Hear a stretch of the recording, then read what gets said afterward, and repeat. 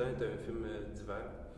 Alors j'ai eu envie de faire un film d'été, puis de revisiter un peu les étés de ma jeunesse qui sont ceux où on sortait la nuit, on se promenait dans notre quartier, on regardait un peu comment les autres vivaient.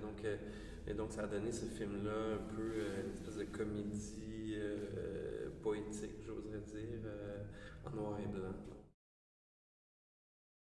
Bien que c'était présent au scénario, je pense que la qualité d'interprétation de Juliane Côté qui joue Nicole et de Marc-André Grondin qui joue son frère, je pense que leur qualité d'interprétation et de la complicité qu'ils ont su établir entre eux a fait que ça a amené cette relation-là qui était déjà présente sur papier, mais je pense que ça l'a amené à un niveau supérieur, ça l'a mis plus à l'avant-plan peut-être que ce que j'avais prévu au départ, ce qui n'est pas une mauvaise chose non plus. On n'est pas dans un film de première fois, comme c'est souvent le cas, les films d'adolescents. Sur l'adolescence, ça va être les premières expériences, puis moi je voulais qu'on soit après ça, les premières expériences sont réglées, et puis là on est dans l'entre-deux de qu'est-ce qu'on fait ensuite. Et puis, donc ça, Ça fait Nicole qui habite encore chez ses parents alors que sa meilleure amie est en appartement et qu'il y a des obligations financières. Mais ça fait aussi qu'on essaie de récupérer des trucs qu'on faisait quand on était plus jeune, comme aller au mini-golf et se faire à croire que c'était encore intéressant.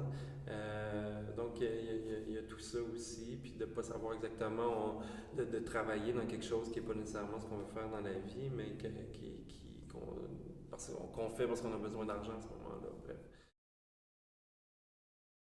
Il y avait cette idée-là aussi de ne pas savoir, avec le noir et blanc, mais aussi avec la direction artistique, il y avait cette idée-là de ne pas savoir en quelle année ça se passe.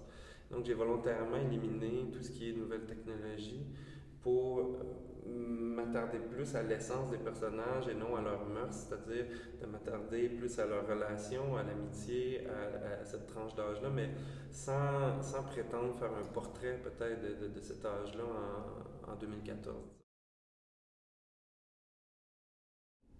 Ben, l'humour, pour moi, c'est essentiel dans les films. C'est un humour particulier, c'est un humour qui est pas surligné.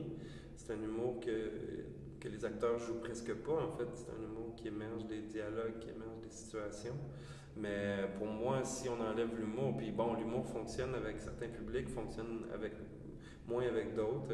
Ça, c'est un peu le risque et le pari d'un film comme ça. Mais quand ça fonctionne, généralement, il y a quelque chose d'assez magique. Puis je trouve que c'est toujours des films qui méritent d'être vus avec beaucoup. La réaction de le voir seul ou de le voir avec beaucoup de monde est très différente parce que je trouve que le cinéma est vraiment une belle expérience de groupe pour ça.